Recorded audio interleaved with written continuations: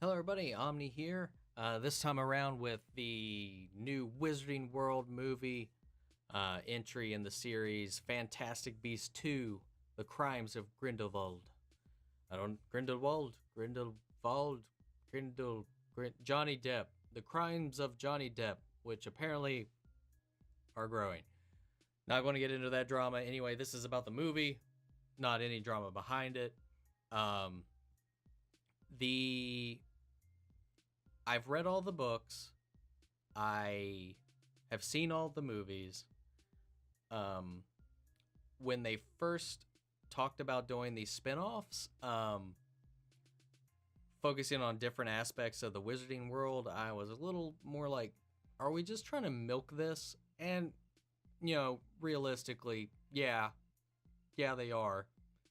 But the first Fantastic Beasts movie, I didn't see it in theaters. I eventually saw it when it was on HBO one night. Just decided to watch it because they had it on their streaming service. Because I have that for Game of Thrones, and occasionally they throw up a good movie here or there that they have on their stream. And one of those was Fantastic Beasts, and just one night, on a whim, just decided to finally check it out. And man, I enjoyed it.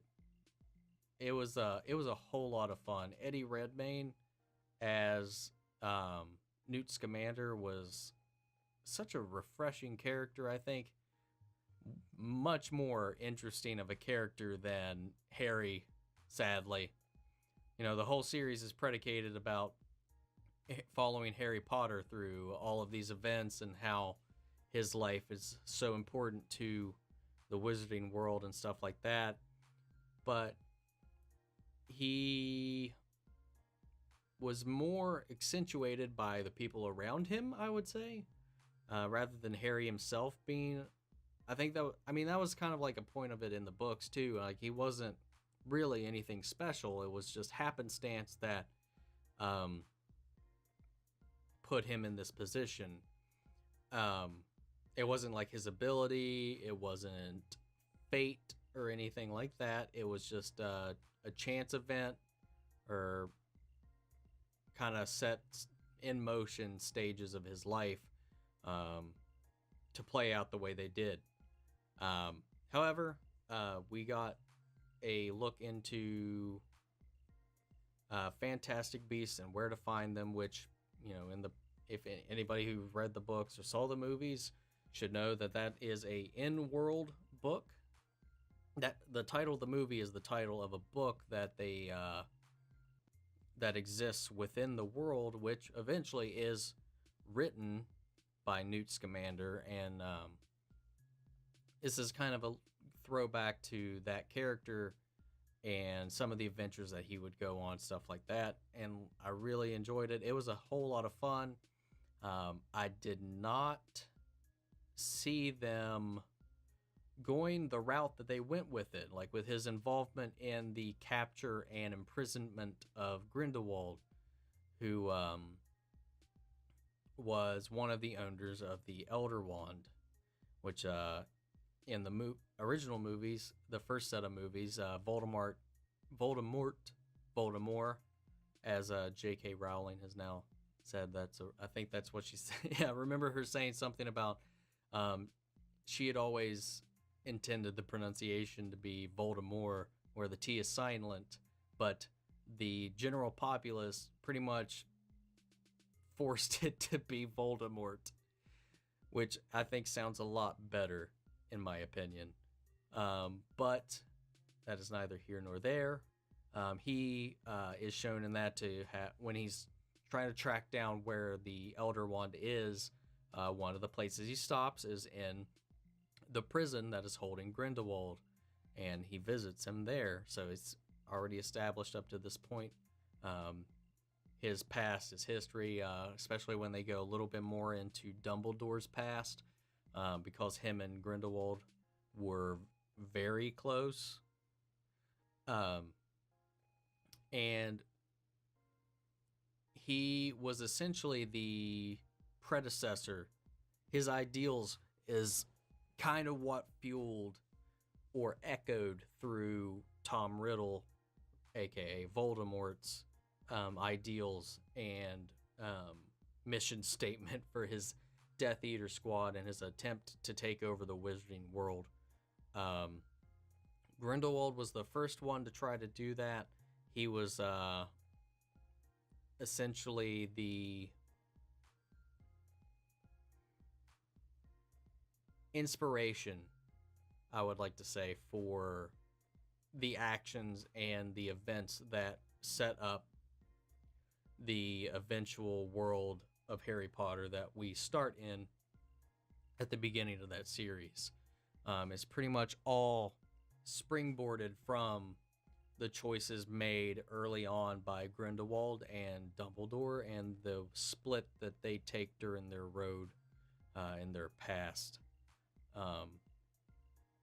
But that coming up and being a major part of Fantastic Beasts and them eventually growing that into this prequel series about what essentially is about Grindelwald and that lead up. I'm assuming this will I don't know if this is a trilogy or how many of these they plan on making, but I'm sure it's going to eventually end with, his detainment, his capture, and his defeat, ultimately. So,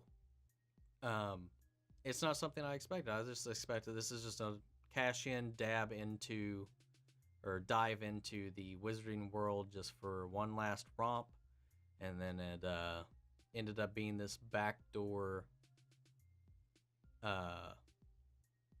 launching pad for a new franchise. And I'm not opposed to that because they did it well. It played off really well. I really had a lot of fun watching that movie. And so I am really excited to see how this one differs, how it branches out from where we left all the characters at the end of the first movie. And we got a new full trailer for the Crimes of Grindelwald because we've had a previous trailer already, which showed a little bit. So let's see if there's anything new and interesting that we can pick apart in this one. All right, let's go ahead and take a look.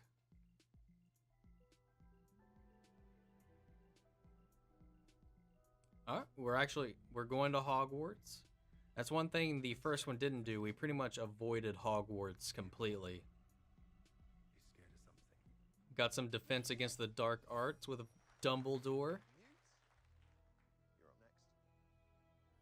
next. Did they de-age Eddie Redmayne, or is that a really close casting choice that is spot on?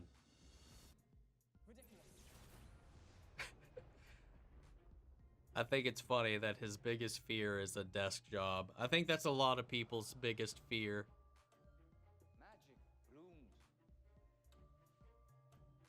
only in rare souls.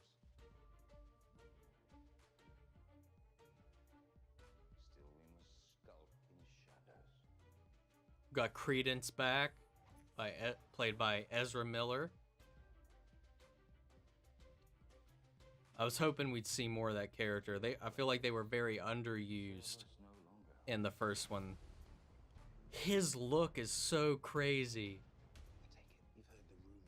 Johnny Depp just loves playing these weird characters that just stand. What the heck were those?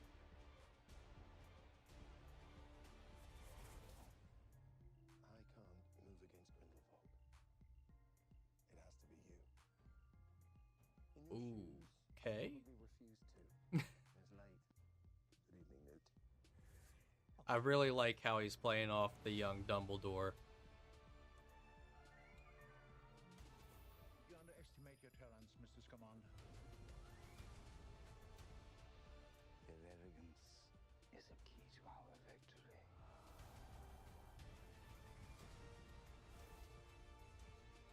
Muggles are not lesser. Nice. He's back in the action. Not disposable. I'm glad he's back. What was that? You never met a monster you couldn't love. Is that the that Lestrange girl that he had that crush on?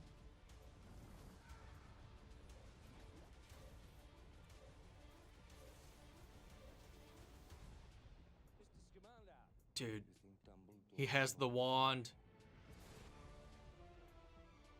Do you think Dumbledore will mourn for you?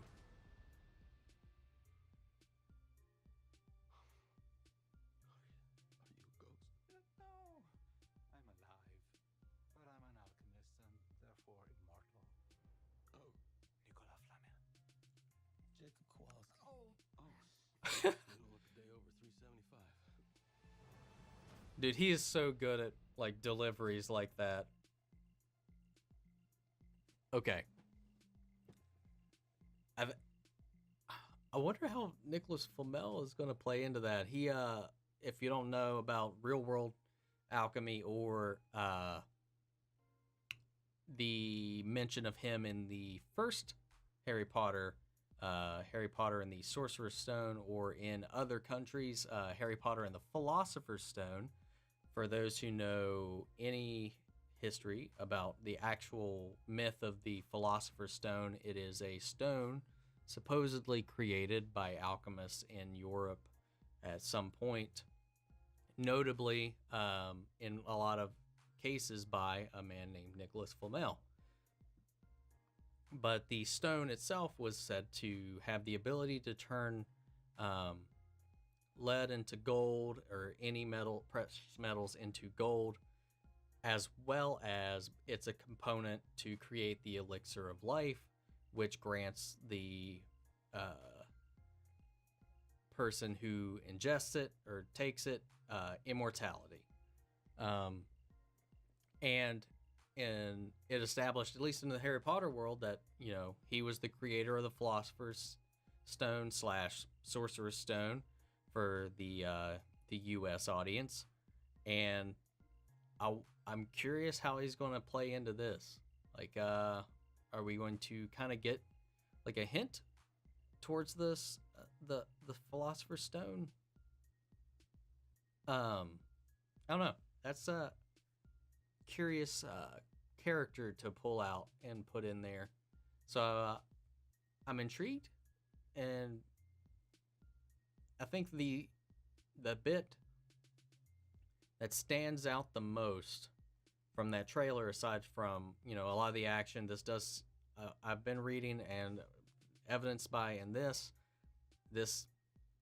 is probably going, they said this is probably going to be one of the darkest Harry Potter movies, which with this time frame and with Grindelwald especially himself, definitely calls for it. So it's not dark for darkness's sake. Like, it's integral to the story, to the plot, and how it sets up the wizarding world that we came to first in the Harry Potter series, what eventually would be the legacy and the interaction with Voldemort, and how his effect on the wizarding world came to be, because without Grindelwald and those events, that wouldn't have happened.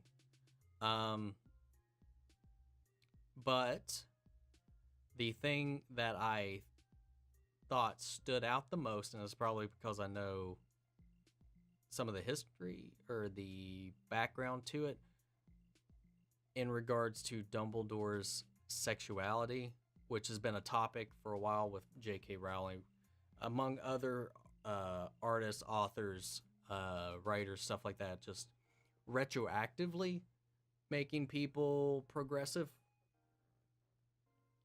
But a lot of people's concerned after having know that, because that then puts Dumbledore as a important place in representation. So a lot of people were concerned about how he would be represented in this, where we're seeing a younger Dumbledore. And in the books, it was very hinted at that he had a attachment, a something deeper than just a friendship with Grindelwald. And it wasn't reciprocated, but it was implied and confirmed later by J.K. that Dumbledore not only respected and had that friendship with Grindelwald, but there was a more romantic and loving side of that came out of that character. So people were wondering, because they came out that Dumbledore was gay, and that people were wanting to make sure or curious how that was going to be represented with that knowledge now, because that wasn't knowledge we had when the books ended or when the movies concluded. Because again, like I said, that was something that was kind of added in there retroactively, because, you know, his sexuality was never important in the storyline of those books. But with us seeing a younger version of Dumbledore, would there be hints to it? Would it be addressed? Is it going to be in your face? Is it not going to be talked about at all? But in the trailer, you see a little hint. I don't know if there's going to be more than that, but there's a little hint. And I'm going to cut real quick because I need to, I can't remember what it's called. I don't want to get it wrong or misremember something, but I'm going to check on this and I'll come right back to it.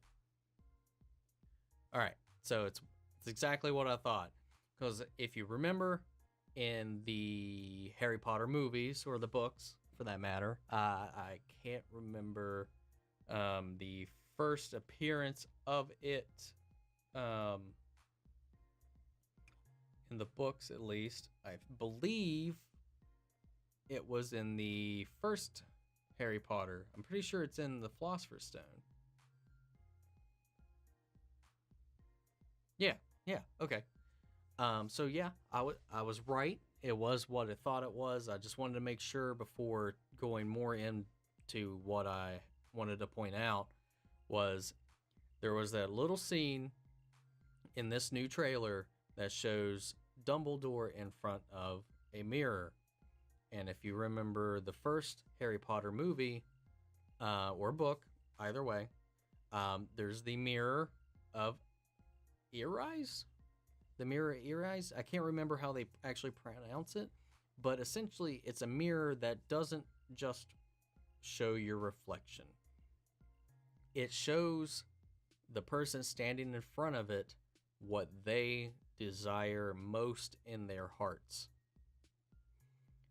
And in the first time we see the mirror, Harry finds it and he sees his parents standing over him.